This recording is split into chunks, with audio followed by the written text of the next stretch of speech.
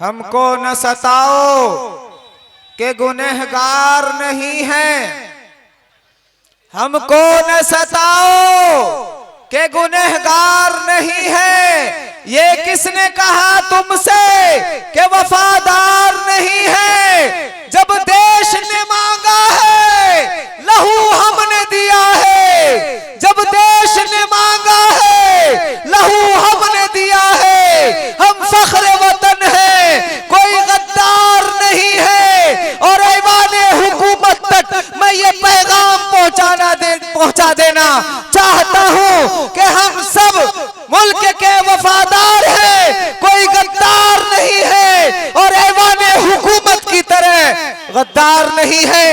हम सब मुल्क के वफादार हैं और मुल्क की हिफाजत के लिए, हिंदुस्तान की हिफाजत के लिए और संविधान की हिफाजत के लिए हम अपनी जान की बाजी लगा सकते हैं, अपनी जान भी दे सकते हैं। आज पूरा हिंदुस्तान परेशान हाल है, लेकिन मोदी जी को, अमित शाह जी को जरा बराबर भी एहसास नहीं है और दोनों की बातों में जमीन और आसमान का फर्क है।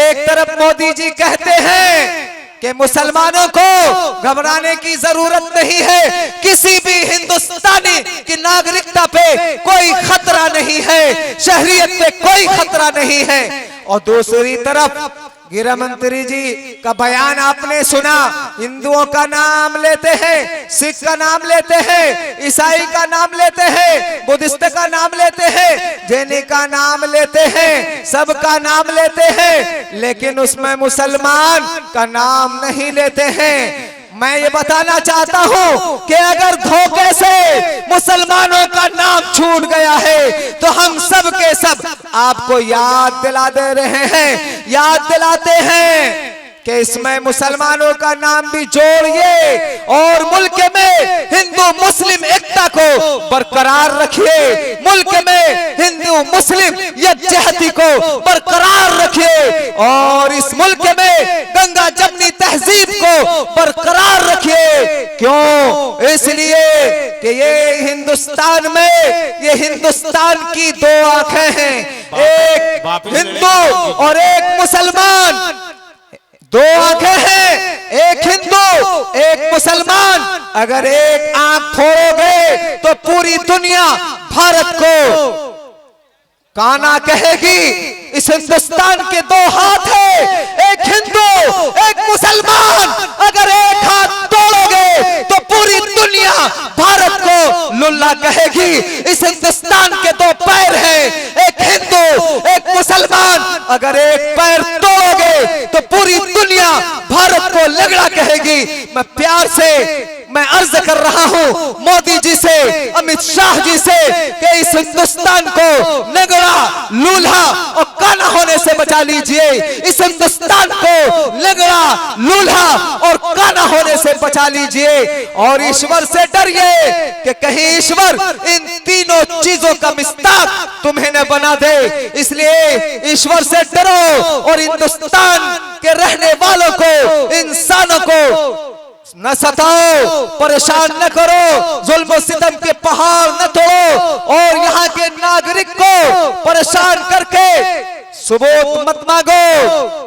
यहाँ हिंदू मुस्लिम सिख ईसाई सब प्रेम से मोहब्बत से रहते हैं और संविधान इसकी इजाजत देता है। सबका यहाँ बराबर का हक है। इसलिए यहाँ किसी को परेशान करने की कोशिश न करो। तमाम के तमाम लोग मुत्तहिद हो चुके हैं, मुत्तफिक हो चुके हैं और ये सदा लगा रहे हैं कि कुर्सी बंगला कार बचा न पाओगे, कुर्सी बंगला कार बचा न पाओगे, मसनद और दस्तार बचा न पाओगे। और उतरेंगे जिस रोज बगावत पर हम लोग, उतरेंगे जिस रोज बगावत पर हम लोग, मोदी जी अपनी सरकार बचा न पाओगे, मोदी जी अपनी सरकार बचा न पाओगे। इसलिए यहाँ के जनता को, हिंदुस्तान के जनता को परेशान न करो और एनआरसी का ये काला कानून, सीएए का ये काला कानून, एनपीआर का ये काला कानून, इसको वापस ले लीजिए,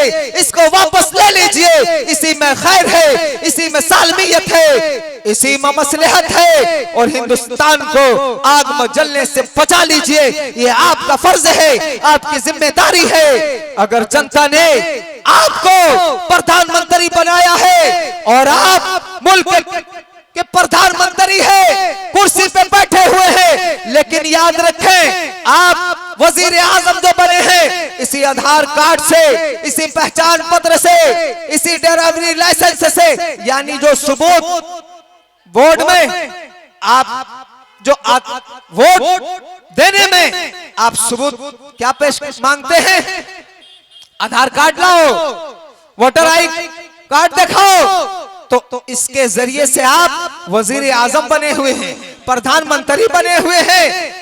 और जब नागरिकता की बात आई तो आप ऐलान करते हैं आधार कार्ड का कोई एतबार नहीं, पैन कार्ड का कोई एतबार नहीं, पहचान पत्र का कोई एतबार नहीं। तो हम तमाम के तमाम हिंदुस्तानी मिलके ये पैगाम दे रहे हैं कि जिस आधार कार्ड से आप वजीर आजम बने हैं, अगर उसका एतबार नहीं है, हमारे हिंदुस्तानी होने का ये सबूत काफी नहीं है, ये आधार कार्ड काफी नहीं है हमारे हिंदुस्तानी होने के लिए, तो आपकी सरकार होने के लिए, प्रधानमंत्री बनने के लिए, वजीर आजम बनने के लिए ये आधार भी काफी नहीं है।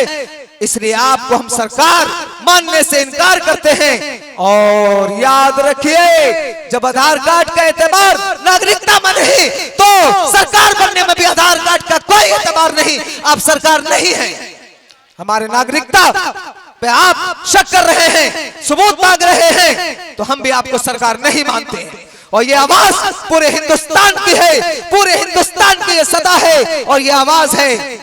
इसलिए तफसील से बात तो आएगी बहुत ही जल्द। आप चंद लम्हों में, चंद मिनटों में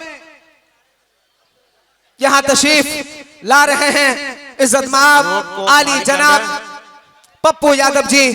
तफसीली बात इंशाअल्लाह यहां पर होगी।